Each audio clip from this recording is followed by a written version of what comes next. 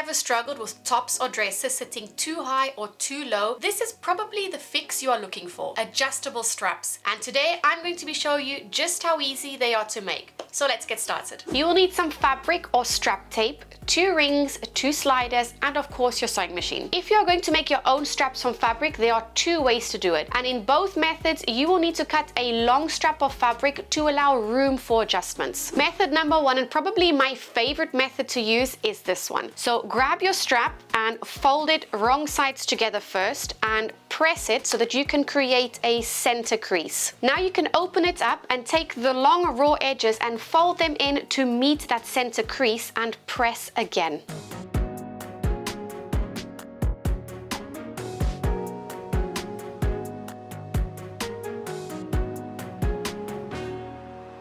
Now we can fold it in half again, making sure that the folded edges we have just pressed are matching, and we have still that center crease as a guide as well. Now, to keep the strap secure, you are going to top stitch down the side where the 2 folded edges meet, roughly 1/8 of an inch away from the edge. For the stitches to look neat, I would always suggest you lengthen your stitch length to a 3. Method number 2, take your long strip of fabric and fold it in half right sides together and place a few clips or pins down the long edge. Now on the sewing machine, I'm aligning the raw edge of my fabric with the 1/4 inch mark on my needle plate. Lower the needle into the fabric, put the presser foot down and sew down the whole length. Now that those long edges are sewn, if you feel that your fabric is a little too bulky, you can clip some of that seam allowance off. Just don't cut too close to the stitch line where the fabric might unravel and your stitches come undone. Now, to turn the strap the right way out, there are a lot of ways in which you can do it, but today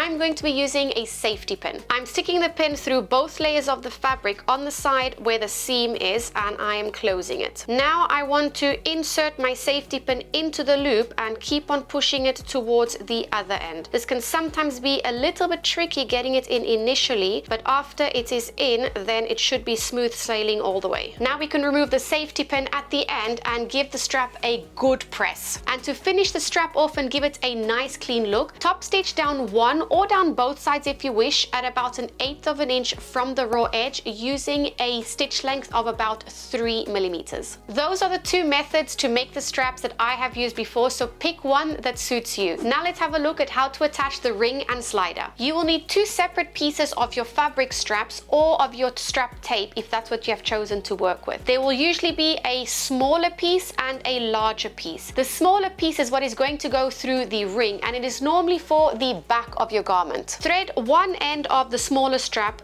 through the ring and fold it in half and align the raw edges. Now place a pin just to keep this one in place while we work on attaching the slider. Now take one end of the long strap and thread it through one side of the slider, pull it up and over the middle bar and slide it back down through the other hole. Now fold that end backwards and have roughly about 1 inch of fabric overlapping on the other side, and we are going to stitch this in place roughly 1/4 inch away from the raw end of the strap.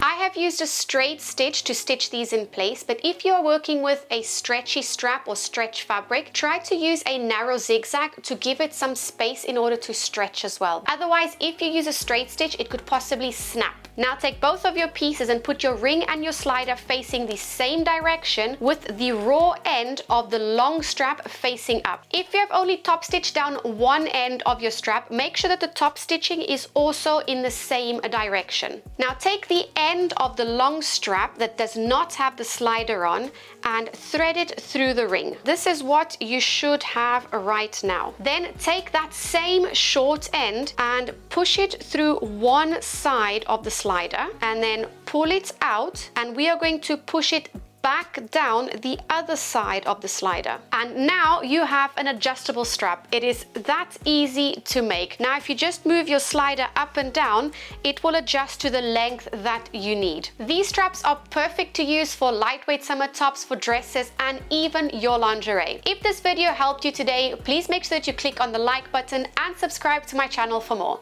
That's it from me today. Bye for now.